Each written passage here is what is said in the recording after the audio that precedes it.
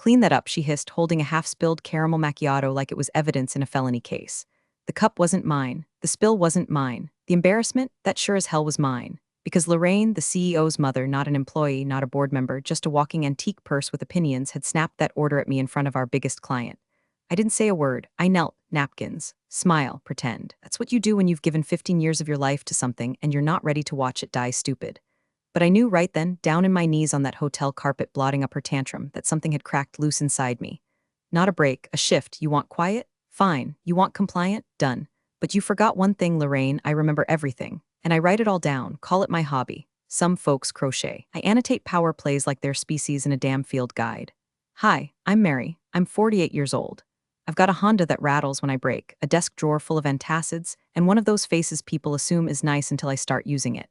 You're probably listening while working or pretending to, and I get it, multitask away. But if this story makes your blood pressure rise the way mine did that day, go ahead and hit like, maybe even subscribe. Seriously, it keeps the team caffeinated and off each other's throats. Otherwise, we start doing things like alphabetizing the printer paper. Anyway, let me back up to when things still made a sliver of sense. Northcross Partners started in a spare bedroom and a garage with no heat. Harold Northcross, God rest him, had the charm of Jimmy Stewart and the paranoia of a man who kept his passwords in a safe and then forgot the combination. But he was smart. Knew people. Trusted slow growth. When I joined, it was me, Harold, a guy named Bill who only lasted 3 months, and Harold's dog, Jasper, who once peed on a banker's briefcase during a pitch meeting. Good times. I wasn't flashy. Still ain't. Never needed to be. My job was to listen better than the other guy and fix what clients didn't know they'd screwed up. Harold used to say I was the thermostat in the room, kept things from freezing or burning down. He trusted me. Even made me interim lead the last time he had a health scare and needed to step back for a bit. Said, don't let him sell the soul of the place while I'm out. And I didn't. We weathered 2 economic hiccups, one client's federal investigation and a rebrand that looked like a toothpaste logo married a scarecrow. Through it all, I stayed. Harold stayed. The work stayed good. Then Harold died. No warning, just a call from his daughter saying, Dad passed in his sleep last night. Peacefully. The kind of peaceful that lights a fire in every corner of your life. At the memorial, I wore black, brought flowers, and made myself useful. You know how it is. People mill around like grief tourists, and someone's gotta refill the damn coffee urns. That's what Harold would have done. Lorraine, meanwhile, fluttered around like she was auditioning for Dynasty, dabbing her dry eyes with a monogrammed handkerchief and reminding anyone within 10 feet that her son would be stepping into Harold's shoes now.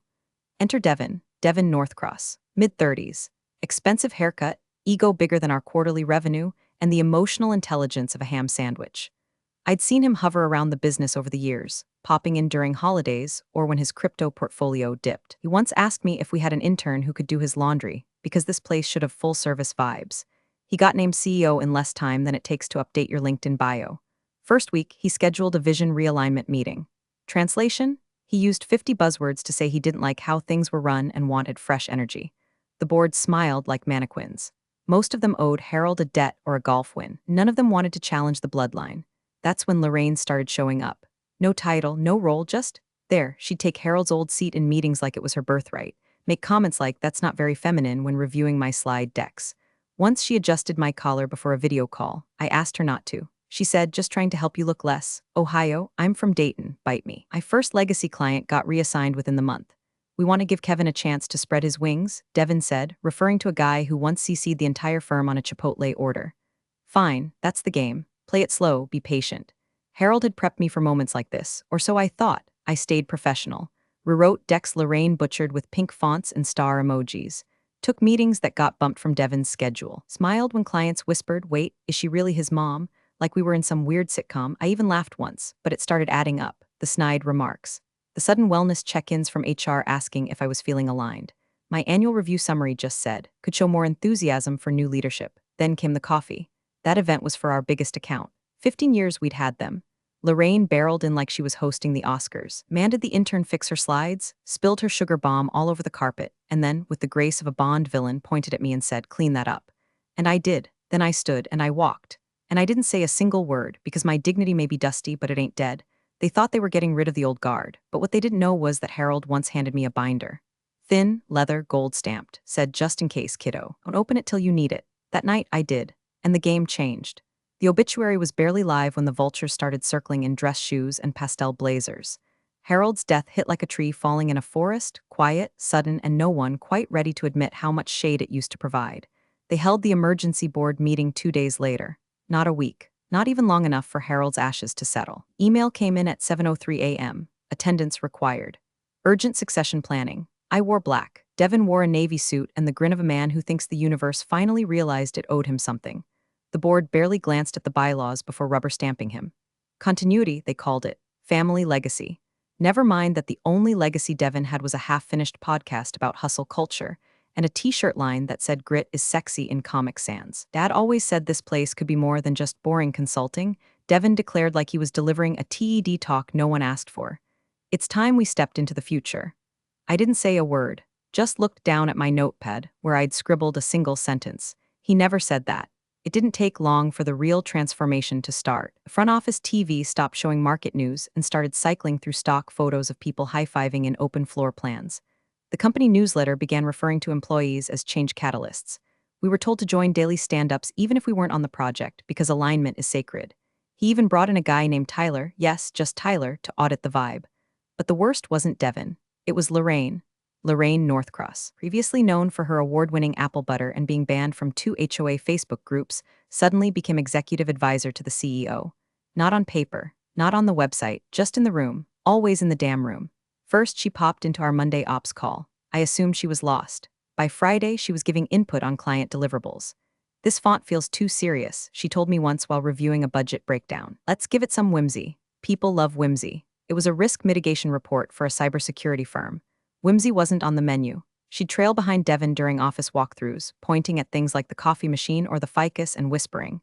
Next thing you know, we had a new machine that only made oat milk lattes and a ficus that shed like a nervous cat.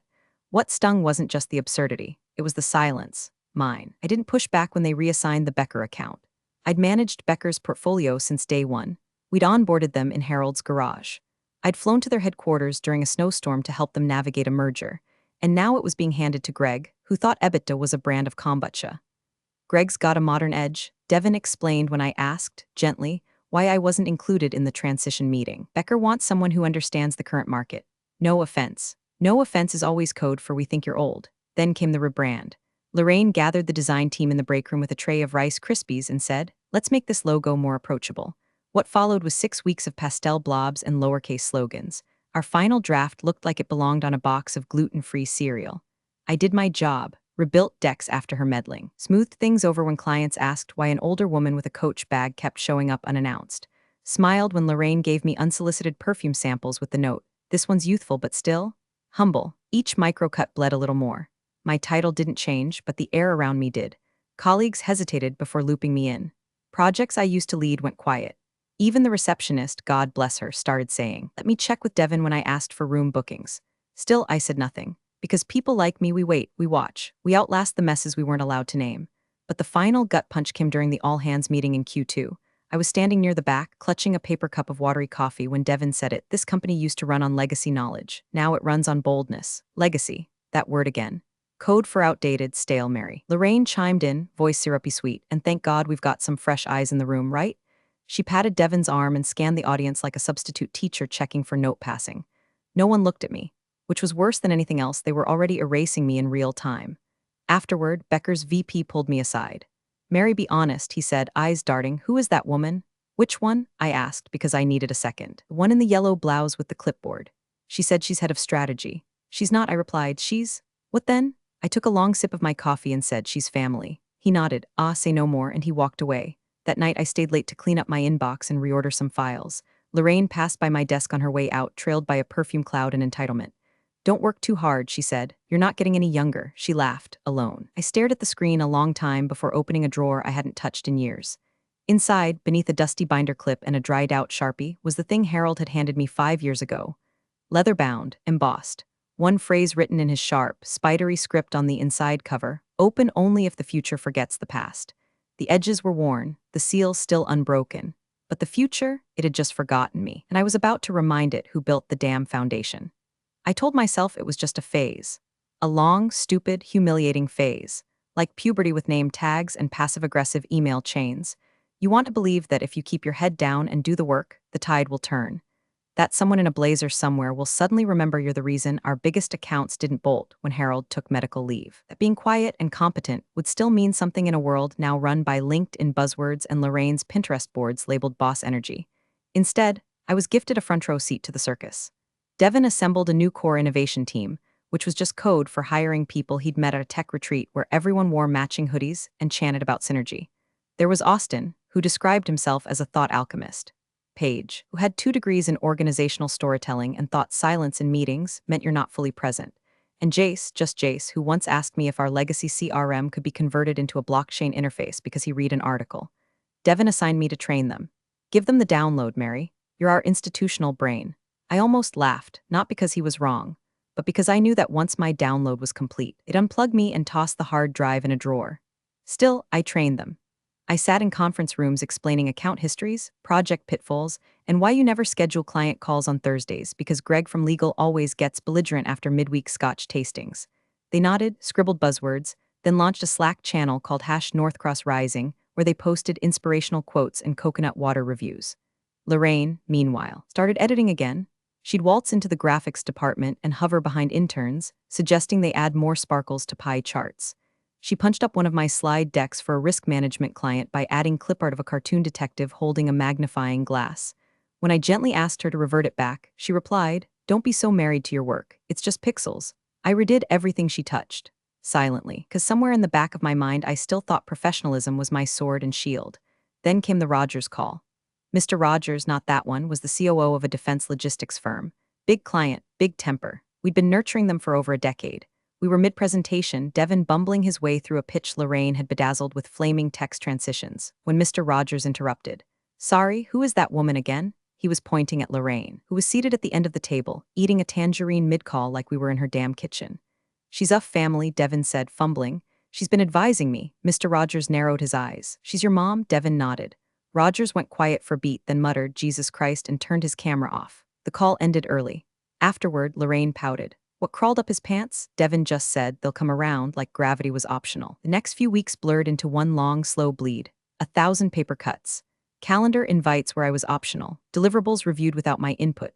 A client dinner I only learned about when I saw the photos on Instagram, Lorraine tagging herself as corporate queen. Then came the gala. Annual Client Appreciation Gala. Harold started it as a way to thank our long-standing partners. Classy affair. Cocktails, soft jazz, catered food that didn't involve toothpicks or hummus fountains. I used to run the whole thing. Now I was handed a clipboard and told, just help coordinate seating. I wore navy. Lorraine wore sequins. Devin wore smugness. I stood by the bar, managing the arrivals list when Lorraine sauntered up with a drink in one hand and her purse in the other. "Oops," she squealed, and a splash of sticky something hit the floor at my feet. "These waiters, I swear." There were no waiters near us. She looked down, then looked at me. "Clean that up, would you?" Just loud enough for the 2 VPs from our second largest account to hear. One of them raised his brows. The other took a sip of wine and watched me. And I bent down, grabbed a napkin, and cleaned. I don't remember the music or the clinking glasses. I just remember the sound of my own heartbeat roaring in my ears like a freight train I couldn't jump off of. My hands were steady. My face was blank. But inside, something broke, not shattered, not messy, just snapped like a circuit flipped. A light turned off. I didn't say a word, didn't even stand up quickly. I finished wiping, tossed the napkin into the bus bin, and nodded like it was just another task in the long list of things that are beneath me but expected anyway. Lorraine had already turned her back. Later that night, I drove home in silence. No music, no podcasts, just the sound of the highway and my own thoughts screaming through the noise. When I got home, I went to the hallway closet, dug past the spare batteries and the earthquake kit and the emergency lint roller, pulled out a fireproof box. Inside was the binder, Harold's binder. I hadn't opened it yet, but I stared at it a long, long time, because the woman in sequins might have spilled her drink. But I was about to spill the truth. I didn't cry. I didn't rage either. I just changed my clothes. That night, after scrubbing the scent of gala hors d'oeuvres and sour humiliation off my skin, I pulled on sweatpants and an old college hoodie with a hole in the elbow. No wine, no ice cream, no pity party. Just me, the lamp on the dining table, and the fireproof lockbox that had sat unopened for 5 years under a box labeled "Holiday Lights Broken." I spun the dial on the lock. It clicked open with the low, metallic groan of something that hadn't been disturbed in far too long. Inside, it was exactly as I remembered. A slim, black binder with a single gold-embossed title on the spine, contingency clauses. No subtitle, no explanation. Just those 2 words and a yellow post-it on the cover that said, in Harold's handwriting, for Mary, "When it's no longer yours, but you remember whose it was." I sat down. opened it. Page 1 was a scanned copy of Northcross Partners' original Articles of Incorporation, filed the same year Harold's hair still had color and our only office had a dog bed in the corner. I flipped, slowly at first, then faster. Past equity tables, share classes, voting structures, then I saw it. Section 7, Founders Reversion Clause. It wasn't highlighted, it wasn't bold, it was just there like a trapdoor in a church floor. Beautifully buried and ready. The language was dense. Harold never used 10 words when 30 would do. But I'd seen enough legalese in my time to parse the bones of it. In the event of incapacitation, death, or sustained absence of the founding officer, and upon documented breach of charter principles, namely, governance integrity, non-discrimination, and conflict of interest policy, named successor trustee shall be granted temporary authority to assume control of the founder's class of voting shares and seat for a period not to exceed 180 days or until remedial action is verified by the board. My eyes skipped back. Named successor trustee Mary E. Wallace. I sat back in my chair, didn't breathe for a full 10 seconds. Then I leaned forward again and read the clause 3 more times. The details were clear enough at least. If the company's governance had become compromised through nepotism or hostile practices, and if I could prove it, I could, under Northcross's own founding charter, trigger a temporary leadership override. Not to become CEO, not to install myself like a vengeful monarch, but to take back the founder's seat.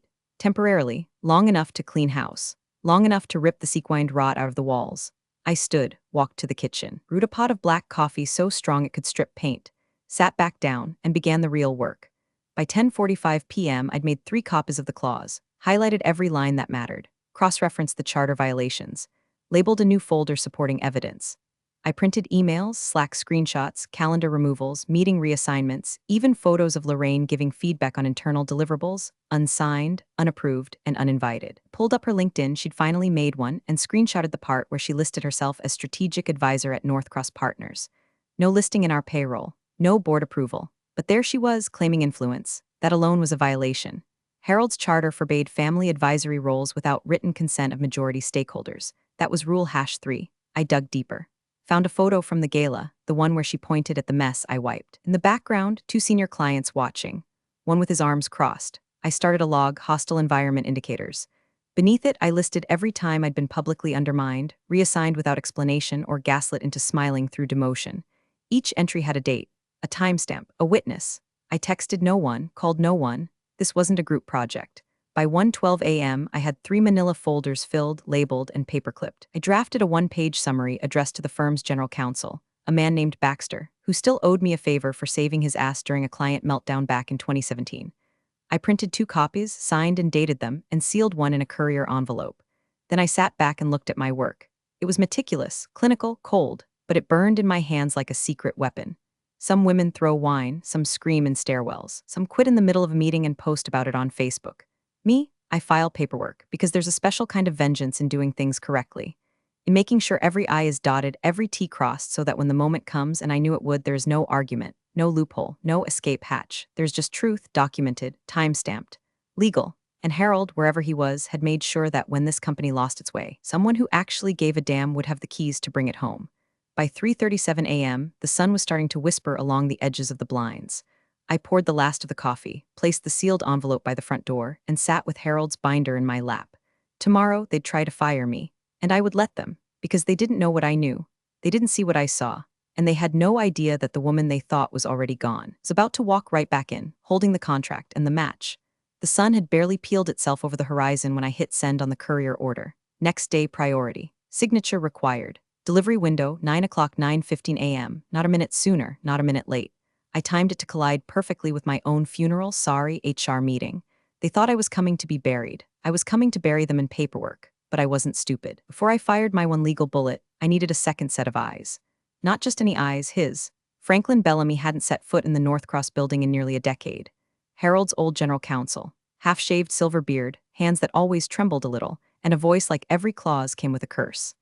Last I'd heard, he was living in a retirement condo near Lake Erie with a rescue cat named Winston and a deep hatred for modern yogurt. I still had his number, buried in my ancient contacts list under Frank, do not call unless on fire, so I called, and said one sentence. Harold's clause just came alive. Silence, then a quiet, dry chuckle. Meet me at Murray's. Bring strong coffee and all your sins. Murray's diner hadn't changed. Same cracked leather booths, same waitress with the chain-smoking rasp who called everyone Han whether you were 4 or 90. I slid into the back booth at 7:03 a.m., binder in hand, folders tucked into a plain black bag, and 2 coffees, both black, both no nonsense. Frank arrived in a tweed jacket with elbow patches and eyes sharper than most of the boardroom buffoons I'd dealt with in the last 6 months. "You look like someone about to commit a legal homicide," he said, sitting down without a hello. "Good," I replied, "because I'm not asking if I can. I'm asking if I'm right." I handed him the binder, open to section 7. He reads silently, lips barely moving. Every few seconds he'd grunt, a low, irritated sound like a man discovering someone had been rearranging his chessboard while he slept. Then he looked up. "They used this once," he said. "Early days. Harold's cousin tried to sneak in a buddy from B school as interim CFO. Board ignored protocol. Harold flipped this clause like a switch, shut it all down in 72 hours. Reinstated the bylaws, fired the cousin. Froze everyone's shares for a week just to remind them who owned the damn skeleton key. So it holds if you've got the documentation." I pulled out the folders, slid them across the sticky table. One for governance violations, one for hostile work environment, one for unapproved executive interference. Frank flipped through. Photos, timestamps. Lorraine's self-appointed advisor LinkedIn listing. Meeting invites with her name but no formal role. Emails where she gave directives. Lorraine's calendar entry for executive strategy sync with no one else invited. Even a Slack message where she called me emotionally territorial about the past. Frank snorted. "That's a bingo. And this?" I slid over the email, removing me from the Becker account. An internal message chain where Devin says, "Mary's got too much history. Let's freshen the optics." Frank's smile was slow and mean. Optics just killed him. We sat in silence for a beat, sipping our bitter coffee as the hum of the diner buzzed around us, plates clattering, forks scraping, the occasional hiss of bacon. Frank finally leaned back. "You're the named trustee. They're in violation. You're within your rights to trigger the clause. But once that courier walks in, you don't get to unpull the pin." "I don't want to," I said it flatly. He nodded once. "Then mail the grenade." Back at home, I rechecked everything. 3 times. The envelope was thick. I sealed it with reinforced tape. Printed the summary letter again. Initialed the bottom corner in blue ink. Added one final page with my notarized affidavit confirming the events, dates, and actions taken by both Devin and Lorraine over the last 90 days. I emailed Baxter, our corporate counsel, with a subject line that just read, Governance clarification for review at 9:00 a.m. Attached was nothing. Just one line in the body, hard copy arriving via bonded courier. "Please confirm receipt in person." Then I printed one more copy for myself, labeled it in case of fire, and tucked it in my glove compartment. The calm that settled over me wasn't loud. It wasn't even satisfying. It was the quiet hum you hear right before a storm breaks. I went through the motions of the rest of my morning like I was setting a table for someone else's dinner. Fed the cat, washed my mug, put on my blazer, charcoal gray, nothing flashy, just enough shoulder structure to say don't. At 8:34 a.m., I left the house. At 8:59, I stepped off the elevator onto the North Cross executive floor. I passed Lorraine in the hallway. She gave me a look like I was a coffee stain she meant to bleach out of the rug months ago. "Big meeting today," she chirped. "Try not to make it about you, dear." I smiled. Wouldn't dream of it. She walked past. I kept walking. At 9:00 a.m. sharp, the courier would hand Baxter an envelope that would split this place open like a bad zipper. And I'd be sitting in the next room, waiting for my scripted execution, calm as still water. Because you can't fire the fire alarm. You can only wait for it to go off. It was a Tuesday. Gray sky, stale coffee, the kind of day that settles in your bones before you've even made it past the copier. I knew what was coming. Not because someone tipped me off or because the stars aligned in my cereal bowl. No, I knew because Devin was the kind of man who thought retribution worked best before noon, while the coffee was still hot and the egos hadn't curdled yet. HR email landed at 7:52 a.m. Subject line, discussion regarding workplace conduct attendance required time, 9:00 a.m. Location, executive conf. Room B, no details, no context, just enough vagueness to make an intern sweat through their undershirt, but I wasn't sweating. I arrived early. Devin, of course, arrived late, smelling like Tom Ford and poor decision-making. Lorraine was already seated when I walked in, perched like a discount duchess in her floral scarf and talon-red nails, sipping tea from her own damn mug, gold-rimmed, probably brought from home because corporate dishware gave her hives. The HR rep was new, just out of grad school, probably. She looked like she still believed in company culture. Her name tag said Nicole, and she wouldn't meet my eyes. She looked like someone had handed her a live grenade and told her it was a stress ball. "Mary," Devin said, settling into the seat across from me like he was hosting a fireside chat. "Thanks for joining us. This won't take long."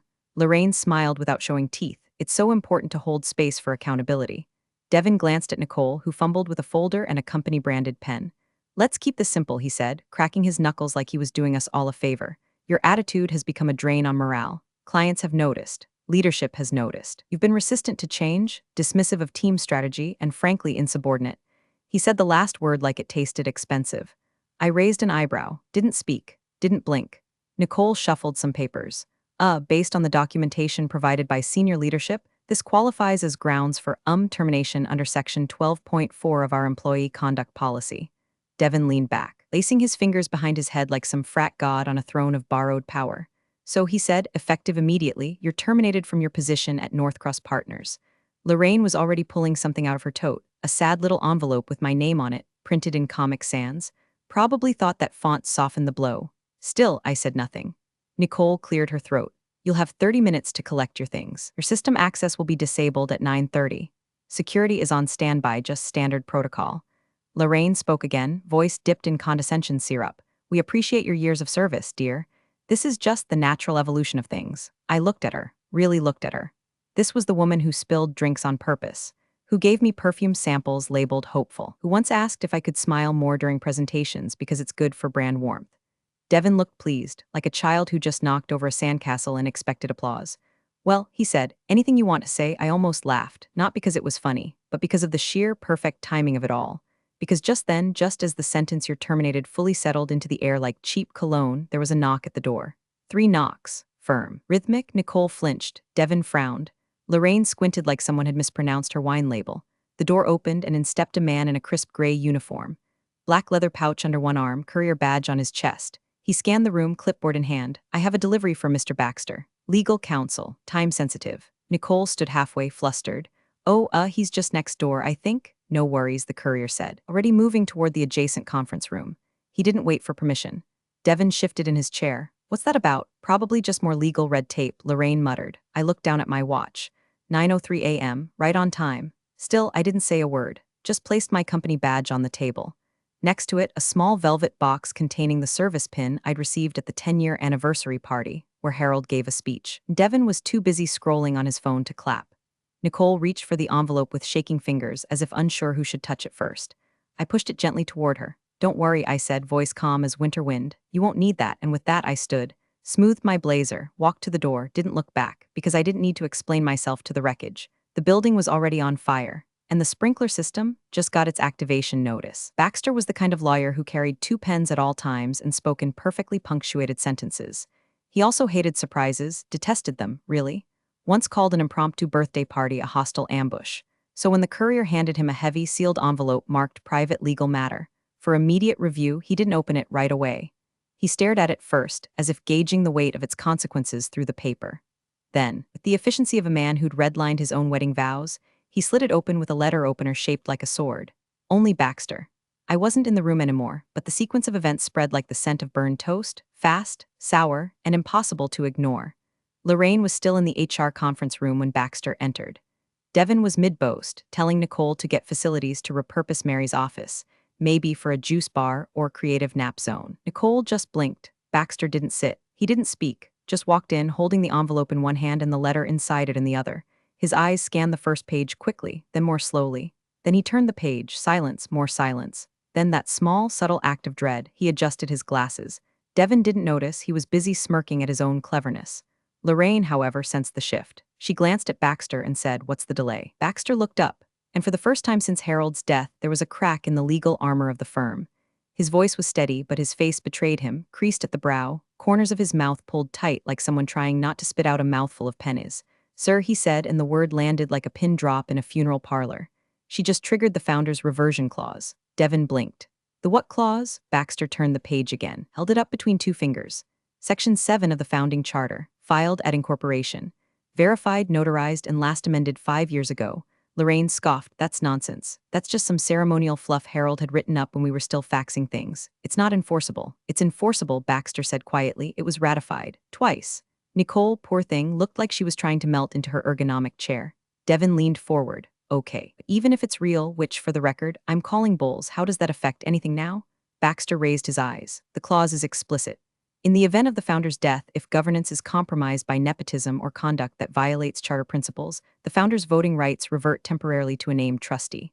That trustee, he said, holding up the letter again, is Mary E. Wallace. Lorraine made a noise, somewhere between a cough and a laugh. What, 'cause she found an old binder in a shoebox? Come on, this is just Mary being dramatic. It won't hold up.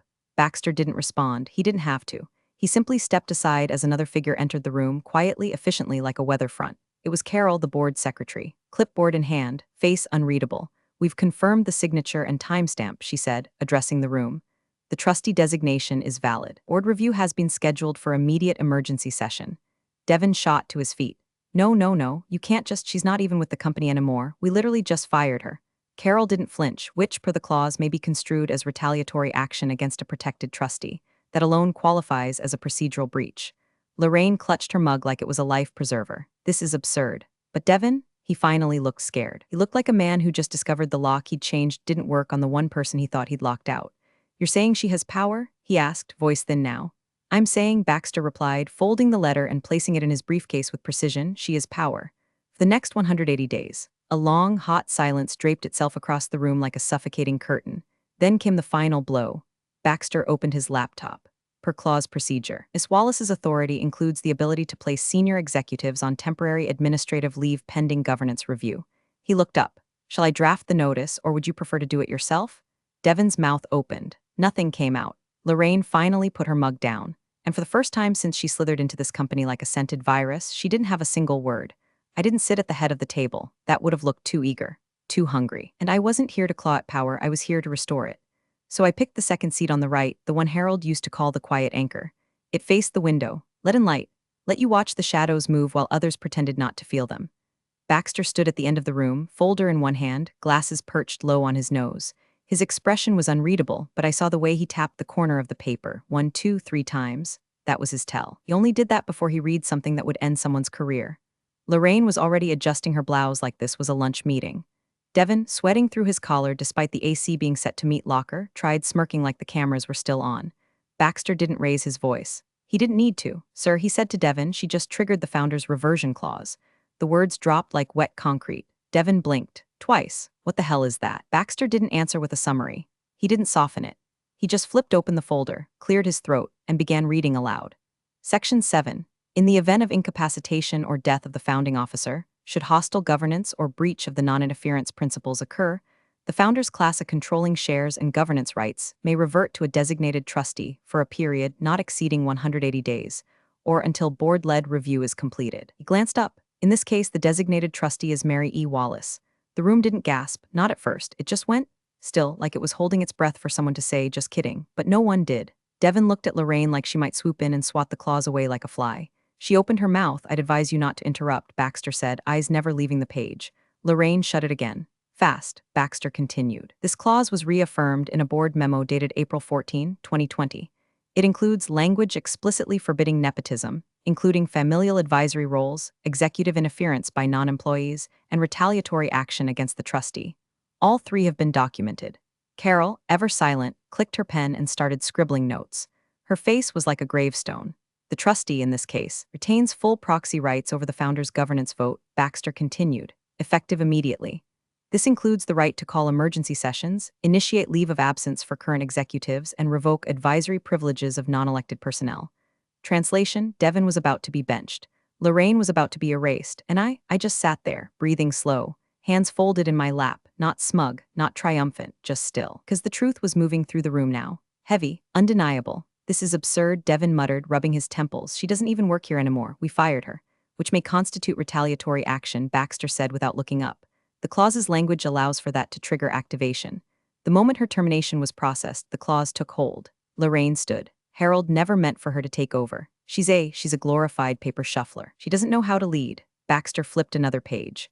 Harold's final memo, written 6 months before his death, references Miss Wallace as the institutional backbone of Northcross, "the only person I trust with the company's soul if I'm gone." "Shall I read it aloud?" Lorraine sat. Devin stared at the wall. No one looked at me, but I could feel them shifting. The legal counsel who used to smile politely then ignore my emails. He was now scanning the clause over Baxter's shoulder. The board members who once called me reliable like it was a consolation prize. They were glancing between each other, doing quiet math in their heads, PR damage, voting blocks, investor blowback. And Carol? Carol finally looked at me. Just once, and nodded, tiny, barely visible. "But there. Per protocol," Baxter said, closing the folder, "will now begin the emergency session to enact trustee oversight. Effective immediately, Miss Wallace assumes the founder's governance seat." Devin stood so fast his chair scraped loud against the hardwood. "You can't do this." "You already did," Baxter said flatly. "You opened the door, she just walked through it." Lorraine started to say something, some half-formed insult maybe, but stopped. Because I finally moved, I stood, slowly, quietly, not to speak, just to walk to Harold's old chair. The leather one with the worn armrest from where he used to tap when thinking. It hadn't been touched in months, just kept there like a shrine no one dared sit in. I placed one hand on the back of it, didn't sit, not yet, just stood. And for the first time since they tried to gut this place like a carcass, I felt the air shift back, just slightly, toward balance, toward truth, not because I shouted, but because the paperwork whispered louder than any scream. The boardroom had always been a mausoleum of posture and performance. Men in tight suits pretending they were made of stone. Women playing invisible until their usefulness expired. And Harold had been the only one who treated silence as strategy, not surrender. I used to sit near the window, not because I liked the view, but because I needed something alive to look at while others played at politics. This time, though, I wasn't near the window. I was at the head of the table. The board was already seated when I walked in. Not one of them met my eyes at first. They didn't know if I was a threat or a reckoning. I didn't give them the satisfaction of either. I just nodded once to Carol, who began reading from the charter, her voice low but clear. The Founder's Reversion Clause, as reviewed and confirmed by legal counsel, is hereby recognized as valid and active. The named trustee, Mary E. Wallace, shall assume control of all founder-designated governance authorities effective immediately.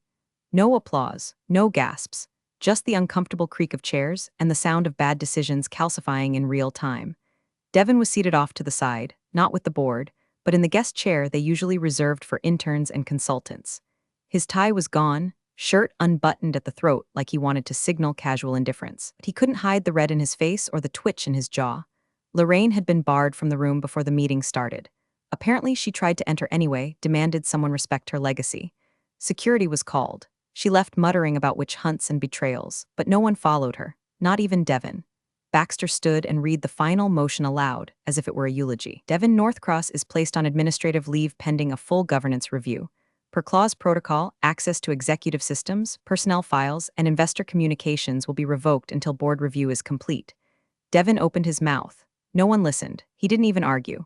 Carol slid a document across the table.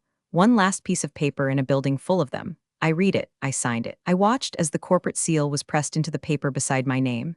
It hissed. That soft, final sound of authority returning to where it belonged. I stood, walked once around the table, not to gloat, but to feel the weight of the place again. To remember every late night I spent fixing what others broke. Every time I took blame so a client wouldn't walk. Every project I held together with duct tape and grit while people like Devin called themselves visionaries for recycling slogans off LinkedIn. I stopped at Harold's chair. It looked smaller than I remembered. I placed one hand on the back of it, closed my eyes, breathed in the quiet, not triumph, not revenge, just balance, restoration. Harold once told me power isn't something you take. It's something people give up when they forget who built the damn walls. He gave me a binder, a clause, a vote of trust. They gave me their silence. I opened my eyes, and they were all watching me now, every single one of them. I didn't smile. I didn't need to, because the building wasn't burning anymore.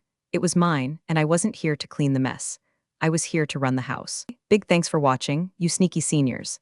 Subscribe to keep the coffee pot brewing revenge. Your ex-colleagues won't know what hit 'em.